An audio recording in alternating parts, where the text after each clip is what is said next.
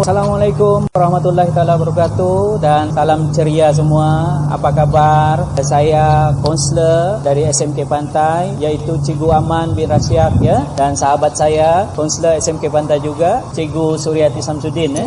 Jadi apa kabar semua calon-calon SPM di sekolah menengah di wilayah Persekutuan Labuan? Harap semua ceria ya. Jadi semasa cuti ini kita berada di rumah semasa sebulan dan pelajar-pelajar akan menduduki peperiksaan SPM pada tahun hadapan ya. Jadi cikgu harap pelajar-pelajar semua ceria, kuatkan semangat, hilangkan stres, tenangkan fikiran dan sebagainya. Di sini kami berdua akan berkongsi dengan calon-calon SPM bagaimana dalam keadaan yang tenang, rileks dan sebagainya. Begitu cikgu?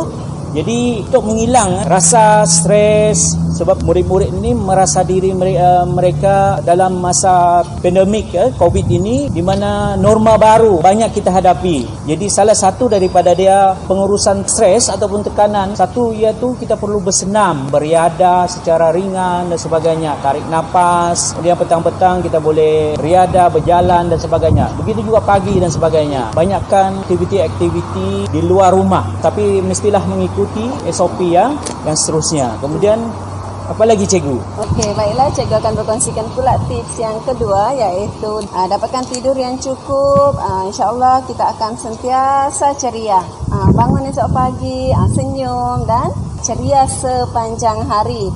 Ya. Selain itu cikgu Aman?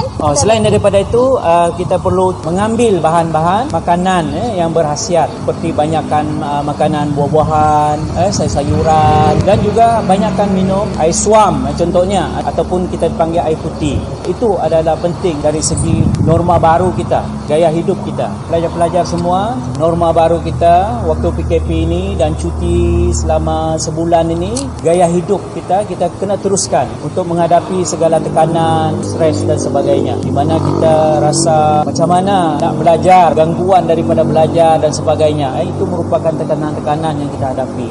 Seterusnya cikgu ingin berkongsi sekali lagi macam mana kita mengurangkan tekanan-tekanan ini. Salah satu daripadanya kita boleh juga adakan aktiviti seperti berurut, berehat.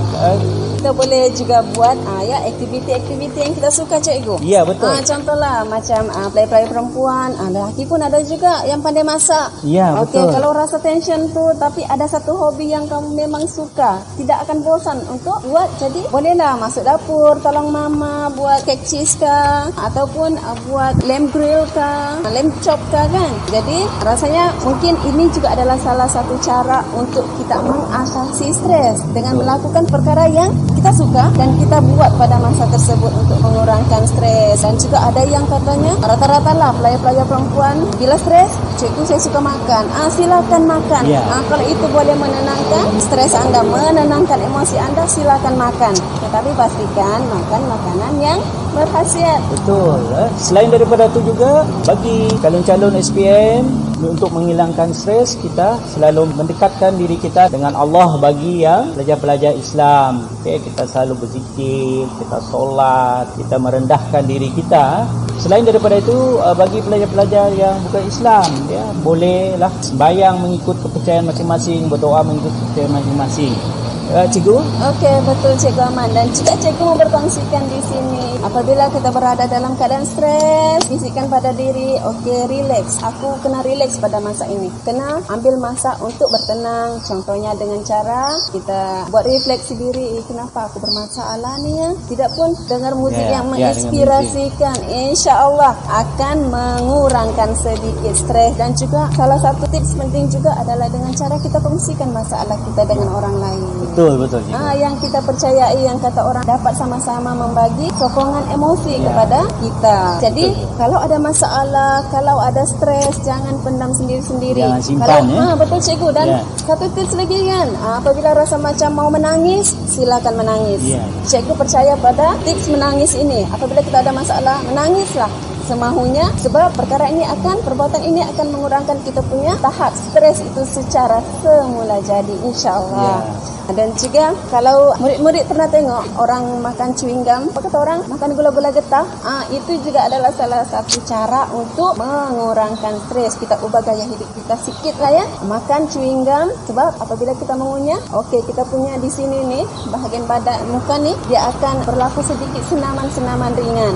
Ada senaman-senaman rahang, cikgu, yang akan mengurangkan kita punya stres. Dan ingat, senaman wajah ni juga akan membuat kita awet muda, cikgu, ya, sebenarnya. Betul, ceria.